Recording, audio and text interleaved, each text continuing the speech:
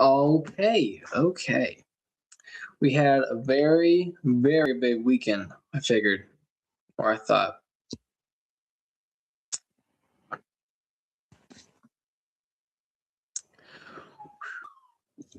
Okay, let's start with the elephant in the room. Super Bowl 60. Um, I think a lot of us already knew that the Seahawks were going to win. It was pretty obvious. It was a very defensive game. That was the most obvious thing. We all knew it was going to be a very defensive game. Both defenses were good.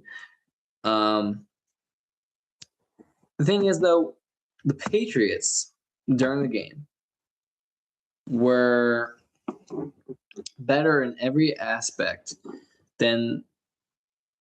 Wait, did I say the Patriots? Sorry, the Seahawks were the better team in the game, of course, because they were better in every aspect in that game. The run game, the passing game, the defense. Now, the defense for the Patriots were good, but they let up a lot of points. I mean, 29. Well, technically it was 22, but they still let up a lot of field goals. Seahawks defense didn't even do that. In fact, they got a defensive touchdown. In fact, I felt like someone on the defense should have been Super Bowl MVP for the Seahawks. Whether that was Devin Witherspoon or Derek Hall, personally, I thought it should have been Derek Hall. Derek Hall had 2 sacks and a forced fumble. Now, Devin Witherspoon also had 2 sacks. But, technically he had a sack and a half because that was like he teamed up with that sack. And he might have forced a fumble, but it wasn't just because of him. Derek Hall was very dominant in that game just by himself. I almost want to say Derek Hall was a turning point in that game because the Patriots were somewhat driving down the field until Derek Hall forced that fumble. A lot of people are saying this is not a very good, entertaining Super Bowl. I disagree, 100%. I thought it was somewhat entertaining. It was close until the fourth quarter. But even then, it was like, could the Patriots still come back? I mean, until Drake May threw that, pick when he didn't need to throw it downfield like that, it was still like they could come back. After that touchdown Drake May threw, I was like, and they got that stop. The Patriots defense got that stop to force them to punt the ball. They still had the opportunity to score. They were moving downfield, and Drake May just decided to huck that thing when it wasn't needed to be hucked. He was being Joe Flacco out there. Because Joe Flacco don't care. He'll throw it up there. He'll still get 300 yards. Now, Drake May, he did get about 295 yards. I think he got that, if we're correct. I think he got about 295 yards passing, which is not bad, but he threw 2 interceptions. He did throw 2 touchdowns, but, I mean, at that point, I don't think anyone really cared. Wait, hold on. Did he throw 2 touchdowns? He did throw 2 touchdowns. That's right. Because they didn't get the 2-point conversion. I got a little confused because of the score. They only had 13. They didn't get 2-point conversion. Sam Darnold. Now, my predictions video. I predicted Sam Darnold would throw 1 interception, 3 pass touchdowns. I was wrong on both of those. He threw 1 touchdown, but no interceptions. And I gotta say, man, Sam Darnold after that performance, he threw 200 yards, 202 passing yards, that is, and one touchdown. But after that, I'm not gonna lie, against that defense, Patriots defense, by the way, very underrated, very not talked about at all when it should be. He did his job. So I'm gonna be honest, he's a top 5 quarterback after that. I don't want to hear no disrespect. Top 5 quarterback. If I were to make rankings based off that season, the regular season, Matthew Stafford was number 1. Matthew Stafford, did stuff he shouldn't be doing at his age. He's like in his late 30s, and he's doing all that, winning MVP. He was number 1 this season. Number 2 was Drake May. Drake May, when he wanted to be, was very good. I know a lot of people said that they played a very weak schedule. I don't think that's true. I think they say that every year about a certain team. They said that about the Broncos, and they weren't saying about the Patriots. And then, of course, when the Patriots win, go to the Super Bowl, they just want to hate on one team and root for the other. And the Patriots were the team that was getting hated on, while the well, look at that. Breaking news: Charles Bediako, I don't know how to say his name, has doesn't have any more eligibility to play for Alabama this season. Of course, right after he beat Auburn. Of course, we'll talk about that in a minute. Finishing up for the Super Bowl, Kenneth Walker wins Super Bowl MVP. I forgot to mention that. Now, I personally said earlier in the video that Derek Hall should have won it. I still stand by that because not only did he get 2 sacks, 1 forced fumble, the pressure he had along with his teammates, oh my gosh. That was such a great defensive performance. And I said in my predictions video that you need to win Super Bowl MVP as a defensive player, a defensive lineman at least, you need to have a Von Miller Super Bowl-like performance. And let me tell you, man, Derek Hall. I mean, I can't even say he did well, I mean, I guess I could maybe say that. Because, I mean, that same defense, Seahawks defense got defense touchdown, and the Broncos defense got defense touchdown. I don't know. I feel like that was a great running performance by Kenneth Walker. He was averaging about 5 yards per carry, which in a game, averaging 5 yards per carry, very good, very good. So I'm not mad Kenneth won it, but I think Derek Hall should have won it. Anyway, moving on. One more thing. Christian Gonzalez. After that, great performance by him. He's a rookie, I'm pretty sure. Yeah, I'm pretty sure he's a rookie. He's going to be a star to come. Him and Carlton Davis, if Carlton stays, and he doesn't get traded maybe, because he's been on – he hasn't He was only on 1 season with the Lions last year, went to the Patriots this year. I would think he stays. That duo, Christian Gonzalez, Carlton Davis, great duo in my opinion. I hope they both stay. That was a great defense. I mean, that was a good defensive performance by the Patriots too. They held the Seahawks offense to multiple field goals in the first half. And a little bit in the third quarter. But at a certain point, you got to hope that your offense scores. And they just didn't. That's why I know they say defenses win championships, which I agree with. But when you have a defense like that, you also need offense to do good. And the offense was good in the regular season, but not in the playoffs this year. I think the defense carried them a little too much. Well, getting out of the way, let's talk about college basketball. College basketball this past weekend was really good. I thought it was really good. I think College Game Day picked the right place to go to. UNC versus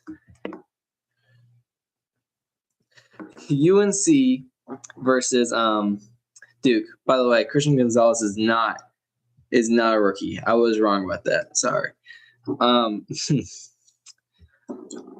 Anyway, that was a very good game. If any game that comes down to a game winner, very good.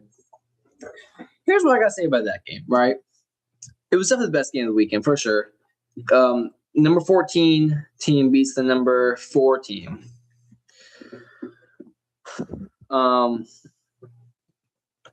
Here's what I got to say. On that, I'm just going to analyze the last play. I didn't really watch the game, I'll be honest.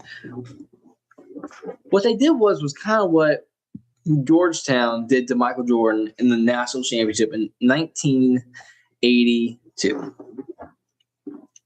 They kept going to the ball and not to a player. They should have just had faith in one guy to guard the guy with the ball, and they didn't. They had the whole team sent over to the ball, and what they did was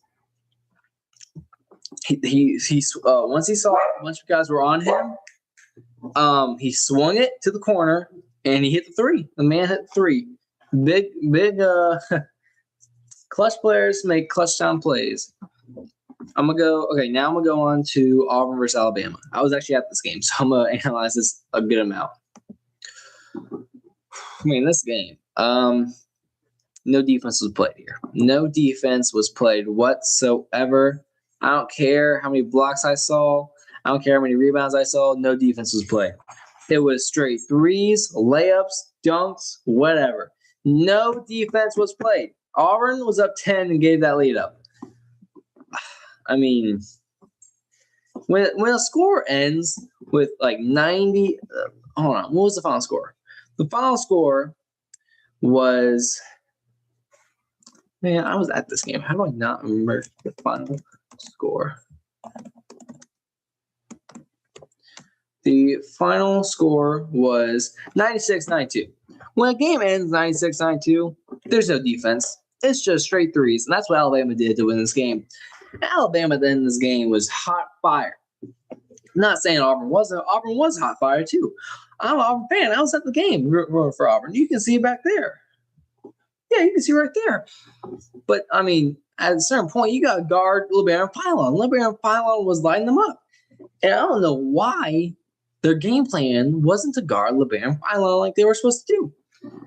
And, man, I got to say, Aiden Holloway, he went off in this game too. He really did. He really did. And, man, I got to say, the defense from Auburn was especially horrible because they were doing good defense in the first half. They were doing good interior. On the threes, they weren't doing too well because in the first 15 seconds, they scored a three, which I didn't like. I don't like that. I don't like that. If you can't, like, immediately, they got tipped. Alabama got it, passed to the corner, made a three. Come on. That's not good defense at all. But, man, I got to say, even though Charles was ineligible to play, even though Charles is technically, well, that was ineligible to play. I don't care who you're playing. In fact, actually, we still should have won that game. Auburn should have won that game. We missed a couple free throws that we shouldn't have. Personally, you shouldn't be missing free throws at all. They're free points. They're right there. So Auburn shot themselves in the foot, somewhat offensively and defensively, because at the end of the game, Auburn decided to, well, when there were 6 seconds left and they were down 4, they passed out to the corner with Overton. Overton, who was open, decided not to shoot it and passed it to Hod, who was guarded. I didn't like that. I don't know why he didn't shoot it, because when the 6 seconds, you gotta shoot immediately. And you have to. It reminds me of that Georgia game a while back where the guy drove in when they were down 3, and he had about 0.6 seconds left with the game with left. Like, come on, man. Come on, you gotta shoot threes. Moving on from that game, we got Arizona versus Oklahoma State. Now, the reason I'm going to talk about this game is Arizona might be one of the best teams I've seen in a while. When you beat a team 84-47, not only are you shooting lights out, you have a team below 50. That's a great defensive performance. I don't care who you're playing. Whether it's Oklahoma State, which isn't a bad team. Personally, they're not like a bad team. I mean, they're great, but they're not bad. When a team beats you like that, I mean, it's just embarrassing. I was impressed how bad they got beaten down. I'm not going to go too much in that game because Arizona's definitely the best team, for sure. They're still undefeated.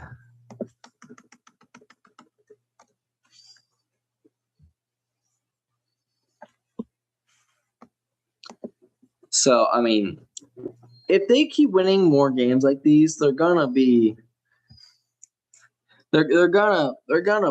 well, here's what I'll say. You would think that they're going to win the national championship, but the more wins you have, the more improbable you're going to win the next game because you have to lose eventually. And if y'all remember a while back, it was Gonzaga who was undefeated going to the national championship game and they lost. It was the COVID year. And so that just shows like the more you win, the more improbable it's going to be. So I think if they want, they're probably, well, you should always try to win a game, but I think they should lose maybe, or not should. I don't know what I'm trying to say here, but you would think right now they're going to win, but every team has its honeymoon phase, and they're probably going to phase out of it. So I, right now, am not saying Arizona's going to win. If I were to make a prediction right now for it to win all, I'm going to say Michigan. I think Michigan could win it all. Or if I were to say a dark horse to do good in the Final Four, to do good in March Madness, it's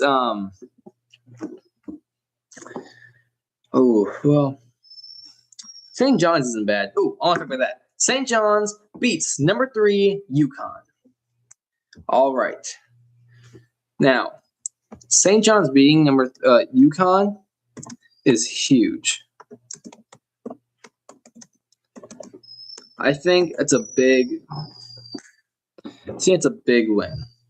It's a very big win. Because not only did they beat him, it wasn't like, oh, it's come down to the last shot. They beat him by 9, which doesn't seem like a lot. But when you beat someone by 9, that means you won pretty handily. So I think when you beat someone by 9 like that, you're definitely a dark horse to win a lot. I'm gonna circle back. Auburn. I know I'm sounding a little biased here, but Auburn to me has a chance to make it to the Sweet 16. I definitely think they should win their first game in March Madness. I think they're definitely winning. I think we'll definitely go make it into March Madness, of course. The thing is about Auburn, they're not a bad team.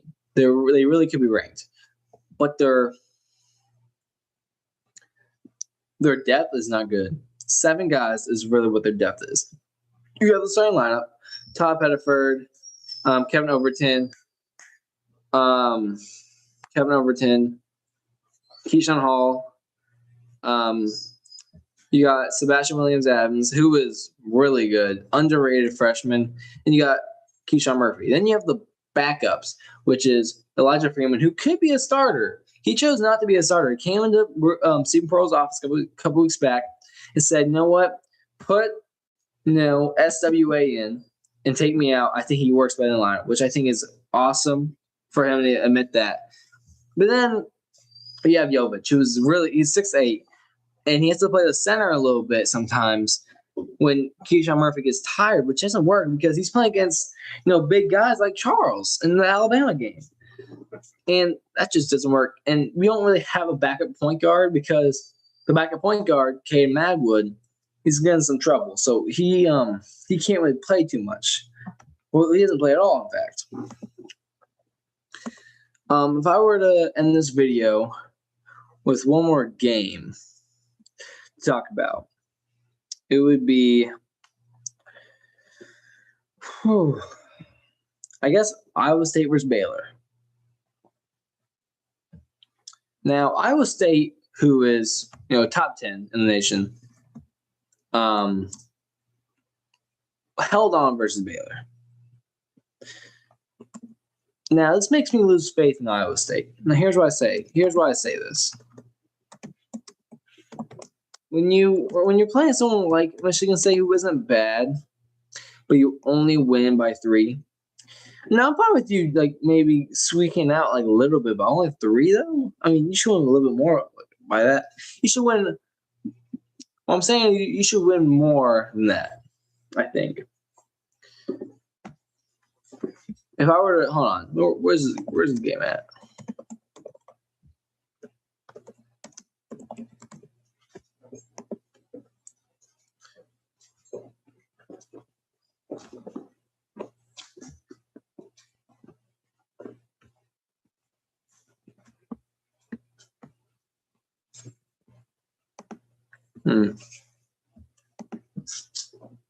Well, I guess I can't find it. Doesn't matter. I still think they should have held that a lot more. To me, I'm not gonna lie. Wait, sorry. Why am I talking about Michigan State? Oh my gosh, I'm out of it today. Iowa State versus Baylor. Sorry, I meant Baylor the entire time. I just kept saying Michigan State. I don't know why that got in my head. Sorry, Iowa State versus Michigan State. Now here's the thing. A lot of people think that the Big 12 is such a good conference in basketball. I personally don't think that. I think Baylor coming to Iowa State's house and almost beating them with Iowa State only winning by 3, I think that's impressive for Baylor, not impressive for Iowa State. Iowa State's 21-2 right now. You let someone come into your house and take you to the limit. I think personally, that's embarrassing. I think Iowa State is a contender to be eliminated in the first or second round of the playoffs. In the playoffs. March Madness. I truly think that.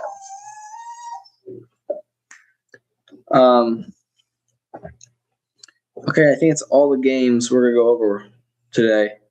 I didn't really go into depth with some of these games because I can't really pay attention to a lot of them. I'm going to try to go into more depth next week or maybe later this week if I'm doing any predictions. Probably next week, though. So if I were to leave on a note, one more note. Okay, here's what I'll say. I'm gonna circle back to the Super Bowl because I don't think it went into as much depth as it should have been. And the Patriots are gonna be back. The Seahawks are gonna be back. Both the Patriots and the Seahawks are very young teams, except for the Seahawks quarterback situation because he's kind of up there, late 20s, which is for a quarterback like him, it's not that old. They're both going to be back. I think Patriots and the Seahawks will win both their divisions next year, and it will be very high seeded and possibly a rematch. I'm putting that in as a prediction right now. When it gets more in the offseason, I'm going to make my official NFL predictions video. But with my prediction right now, I think the Patriots and the Seahawks are going to make it back into the playoffs, very high seeded, probably make it to the divisional or conference championship. That's my final prediction for right now. Thank you, guys. I'll see you next time.